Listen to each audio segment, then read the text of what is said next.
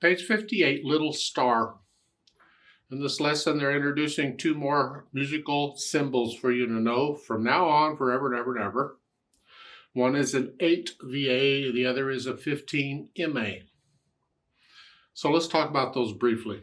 You already know what an octave is. An octave is an interval of an eighth. Remember, letter to letter. If I go C to C, 1, 2, 3, 4, 5, 6, 7, 8. It's an interval of an eighth. It's called an octave. Okay.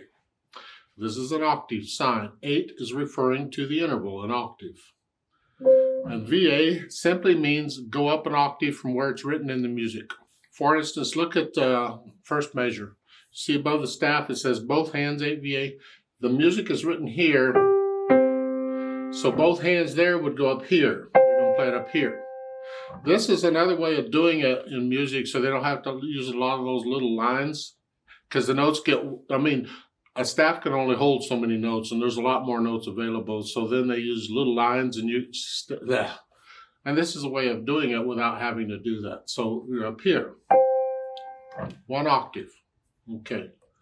The 15 MA is simply 2 octaves, because 8 and 8 is 15 in music, believe it or not, because we don't start with 0. If I go from here to here, that's 2 octaves, and if I count that interval, it is an interval of a 15th, because you have an 8 here, and then that would actually be, because you're using this note in both octaves, you can't count it twice, so rather than 16, it's 15.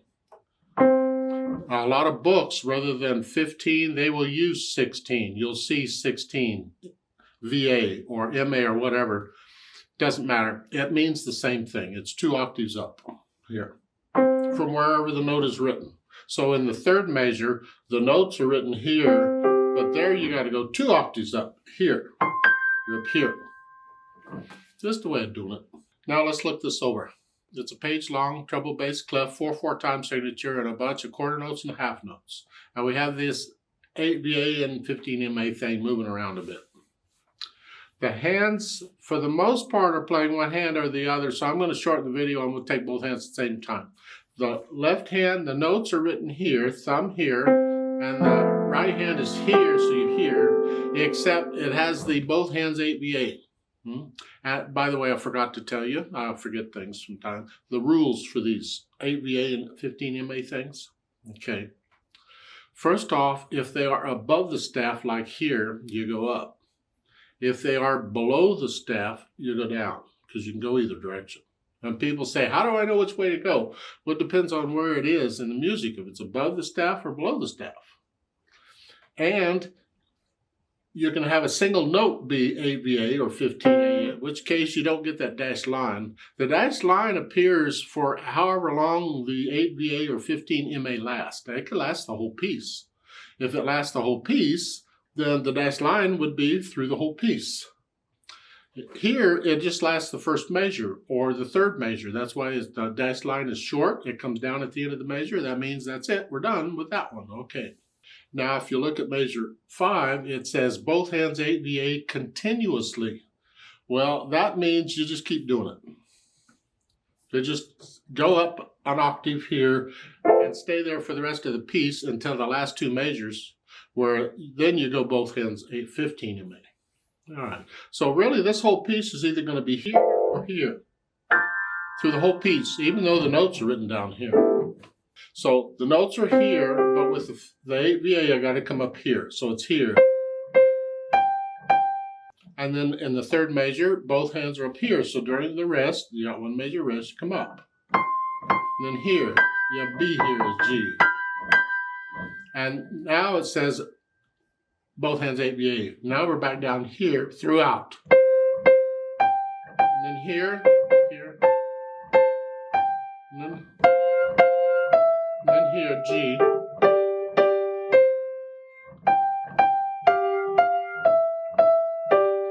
Recognize it, twinkle, twinkle, little star. And then the last 2 measures, you're back up here. And that's it. You're done. Okay, sort of done. You're not done yet, but you're sort of done. I'll talk about that later. Now, once I have the notes and the rhythms all okay, you have to look down at the keyboard when you're moving. But otherwise, you shouldn't have to look at the keyboard, like in that second line and third line. And most of the fourth line, you're not moving at all. So you don't need to look at the keyboard for any of that, I hope. And hopefully you know the names of the notes in the music now. Automatic. You don't have to write them in. You don't have to figure them out.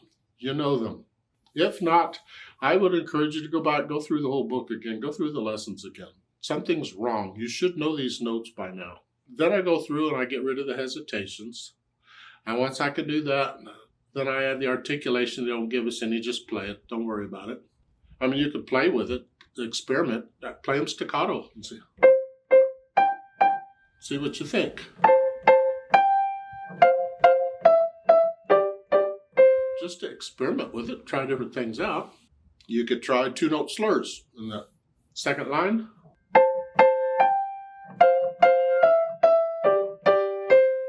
Experiment. Because all these times you're experimenting, you're actually practicing it a little more. And you're pushing keys down more. You're getting more experience at playing the piano. Then once I do all that, not the experimenting, but the articulation, then I add the dynamics. This starts with sort of soft here. Whatever you think sort of soft is, both hands.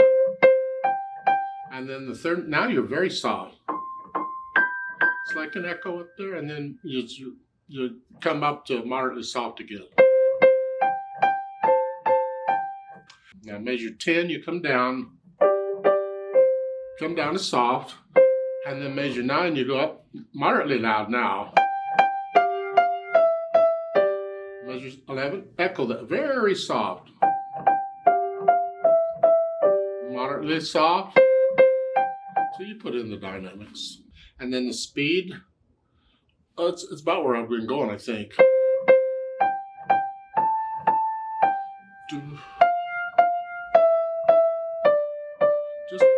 There is no set speed. You just have to experiment. It's sort of a leisure walk.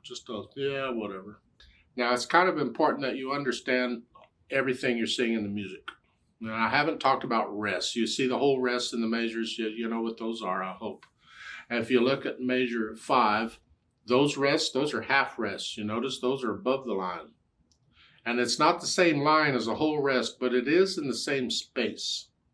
If you look at measure 4 and 5, you can see the whole rest of measure 4 in the upper staff, and then you see a half rest in measure 5, and you can see both of those boxes are in the same space. It's just one is under a line, the other is above a line, and that's how they print them. Now there is a double bar with 2 thin bars lined between measures 4 and 5. Those mean a section break. You see, like in a book, you can have chapters in a book. Well, in music, you can have sections in the music. And a lot of times, not always, but a lot of times, they will separate the sections or indicating the separation with the double bars. That's what they're for. That's what they mean. Doesn't affect how you play it. But sometimes in a long piece, and you're trying to learn it, you can do it by section. You break it up into pieces. And it's like here, well, I'd take the first 4 measures first and get them. And then once I got those, I set them aside and I do the next, whatever. This is a short piece. You can do it all. It doesn't matter. But if the piece were a lot longer, you might want to think about breaking it up. I'll talk about that more when we get to a longer piece. There's a note underneath the staff at the beginning of this to hold the damper pedal down throughout. Now, I'm not going to show the pedal if that's all they're doing. But you put the damper pedal down before you play the first note. And you hold it down through the whole piece. Just let it all ring together. Now in that last measure, it's all rests. Well, you're not playing anything with the notes, but keep the damper pedal down until the end of the last measure. So the piece isn't over until you let the pedal up, which is the end of the last measure.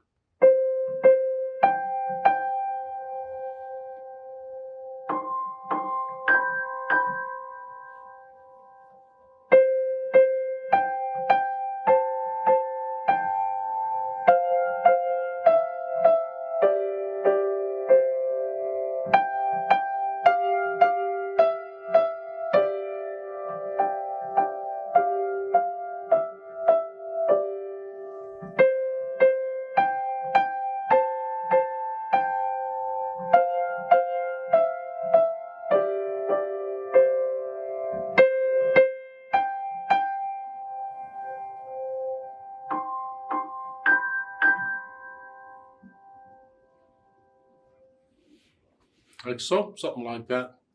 You might take it at a different speed or whatever and experiment. You can do more with the dynamics. And if you feel like getting a little louder and softer, that's fine. Stick it in.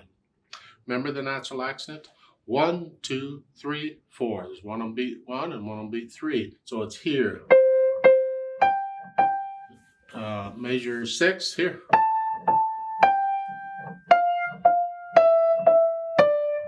I'm exaggerating so you can hear them better, but you want to feel these throughout. Let's play this together slowly. Check that you have the right notes and rhythms. I'm not going to use the pedal because you can hear it better without pedal. We're not performing it because I'm not doing louds and softs either. I'm just playing notes and rhythms. I'll give us 4 counts.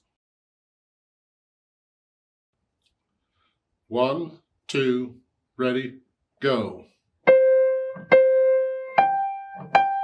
1, 2, 3, 4.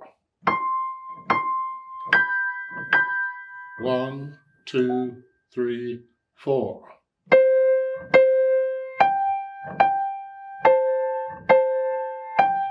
4.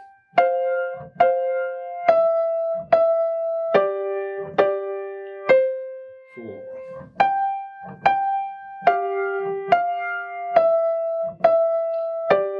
4.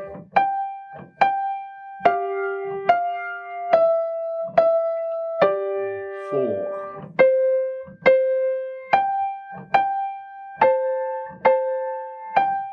4.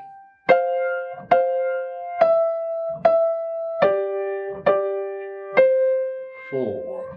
1, 2, 3, 4. 1, 2, 3, 4. 1, 2, 3, 4. Done.